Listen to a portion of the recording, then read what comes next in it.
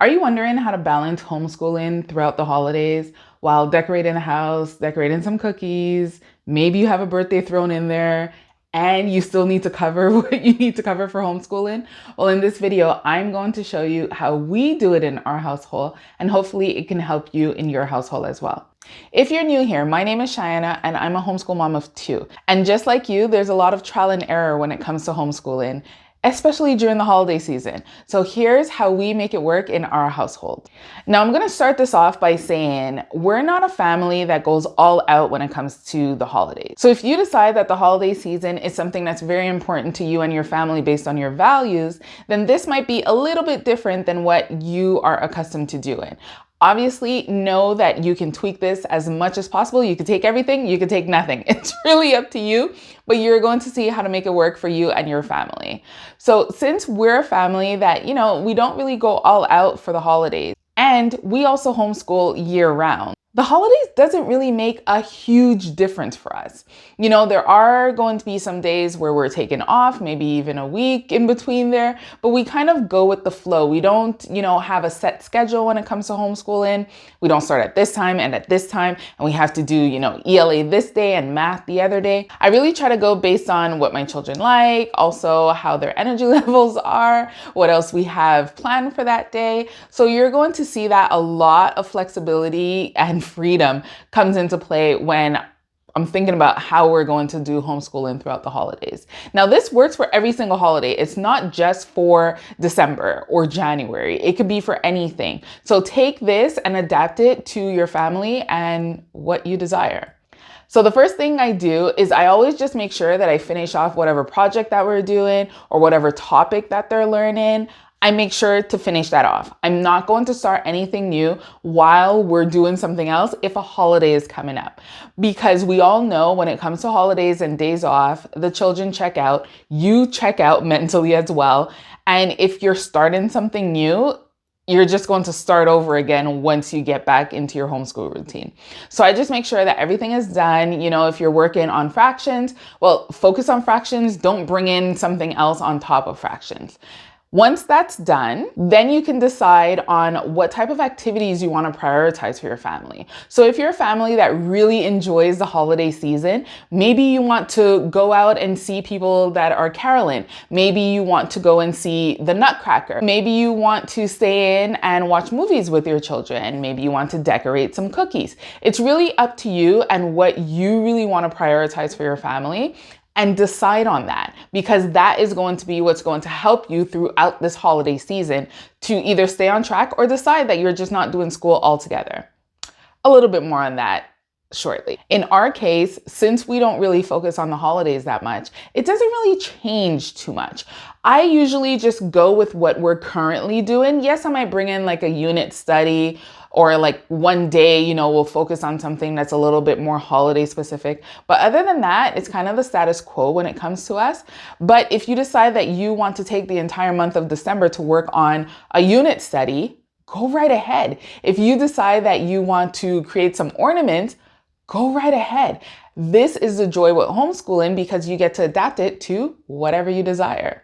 Now, here's my third tip. When it comes to doing these activities, you can try to see how you can incorporate learning into these activities. So let's say if we took that example of making ornaments, that's arts class. You could try different art techniques, you could try different painting techniques, and that way you'll be able to include learning into the activity that you're doing with your children. You can decide that you want to watch a holiday movie. If you decide to watch a movie, there's so many different ways that you can bring in learning into the activity of you watching that movie. You can decide that you want to bring in ELA and talk about, the plot of the storyline or just different parts of a story.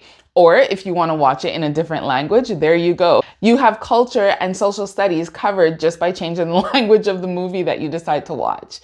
If you want, you can also bake some cookies. If you're baking some cookies, bring some math in there. You have fractions, there's reading of the recipes. You can make it a little bit more complicated. Let's say if it's using 1 cup, tell them that you only have a 1/4 cup. How many 1/4 cups will you use? There's so many different ways to bring in learning into every single day activities that we do. And this is why you can take whatever activity you just thought of that's really important for you and your family based on your values, and see how you can incorporate learning in it. And then lastly, I want you to allow some downtime. Give yourself the freedom. Know that it's not always going to be perfect. And this is the joy of homeschooling. You know, you might wake up one day and your child's like, oh, mommy, I want to bake some cookies today. And you thought, oh, we're going to watch a movie. Great, bake some cookies. Enjoy it. Then you can watch your movie later. Whatever it is, allow that flexibility, allow that time to kind of just go with the flow. And do know that there's going to be some days where nothing's going to happen. And that's okay as well.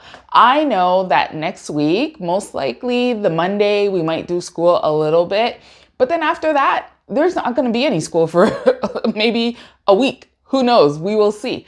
But just allowing yourself that freedom and flexibility to decide, are we doing school? Are we not doing school? What format is that going to look like? Is really up to you. And that's the joy of homeschooling. Now, one thing that I will say about this is I do not suggest taking the entire month of December or the 2 weeks during the holidays or whatever holiday that we're talking about. I do not suggest taking the entire time off. I know in our case, my children will just completely forget and get out of a routine if we take that much time off. So this is why I still try to incorporate some type of learning activity throughout the holiday season so that they're still, they're still using their brains and they're not just, on their tablets or watching TV or something like that. Just try not to take off the entire time, and it's going to help in the long run. And if you want to find some activities that are festive but also educational at the same time, for those days where you just don't want to use, your regular curriculum, you could try the salty potato science experiment. We did this as a family and it was a complete fail the first time. And then after trying a few times, it worked out well. And I was able to introduce my children to osmosis. You can find that experiment along with other activities in Wellness Foundation's audio series. Now, this is an audio series that are going to go over the 5 pillars of wellness that we cover at mommynmewellness. And they give you different activities that you can do for each one of those pillars. It's really easy to keep the learning going while still enjoying the holiday season. You can find it at www.mommynmewellness.com/wellness foundations, or the link will be in the description, or you can click on the QR code that's right on your screen. Hopefully it's helpful, and that way you can still continue learning while enjoying the holiday. Now, with all the craziness that happens during the holidays, you might notice that your children's focus is not there. You might have something planned and then you realize that they're just not listening. They're not focusing. They're making very easy mistakes. And you know why. You know it's because of the holidays are coming up and they feel it as well. So if you want to know how you can help your children focus a little bit, then I suggest that you watch this video here where I give you some tips and tricks on how to help your children focus when you decide that it is focus time. Bye.